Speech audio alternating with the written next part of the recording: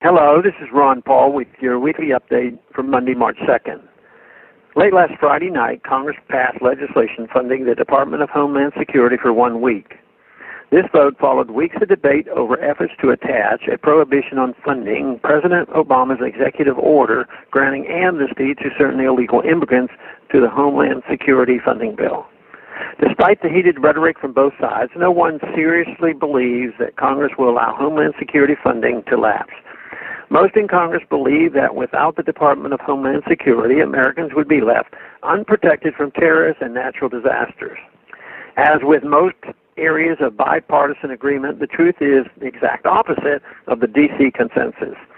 The American people would be much better off if Congress transferred the few constitutional functions performed by Homeland Security to other parts of the government and then shut down the rest of the department.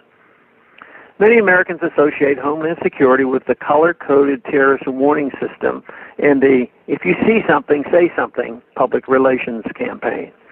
These programs were designed to inspire public confidence in the department, but instead they inspired public ridicule. Ironically, the best case for shutting down this department is its most well-known component, the Transportation Security Administration, TSA. More terrorist attacks have been thwarted by airline passengers than by TSA. The TSA may be ineffective at stopping terrorists, but it's very effective at harassing innocent Americans like Lucy Fork.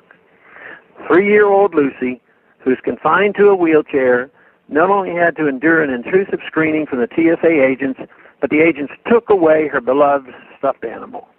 When not abusing children in wheelchairs, TSA subjects airline passengers to rules that seem designed to make air travel as unpleasant as possible. For example, TSA recently forced a Campaign for Liberty staffer to throw away a jar of Nutella she had in her carry-on luggage. I'm sure all airline passengers feel safe knowing that TSA is protecting them from sandwich spreads. Ending the TSA would return responsibility for airline security to airports and airlines. These private businesses have a greater incentive than a government bureaucracy to ensure their customer safety. Those conservatives who think this is a radical idea should try to think of one area where they trust government bureaucrats to do a better job than private business owners.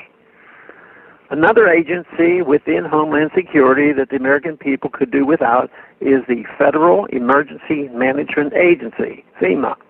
Having spent 15 years in Congress representing a coastal area subject to hurricanes and floods, I have seen firsthand how FEMA places adherence to bureaucratic rules ahead of aiding victims of a natural disaster.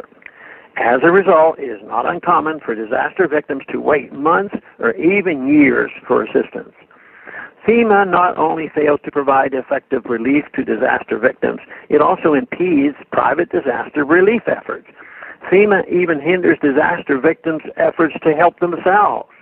While in Congress, I heard stories of individuals being threatened with fines or even jail time if they returned to their property without FEMA's permission. One individual in my district was threatened with arrest if he removed a tarp that FEMA put on his house, even though FEMA was supposed to have put it on his neighbor's house. 10 years after the creation of the Department of Homeland Security, it is clear that this department has failed to protect our security but has infringed on our liberty.